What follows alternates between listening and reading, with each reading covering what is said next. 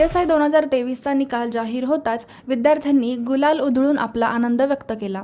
HV Desai स्पर्धा परीक्षा केंद्रातील सर्व विद्यार्थ्यांनी आपल्या यशस्वी उमेदवारांच्या यशात मनपूर्वक सहभाग घेतला.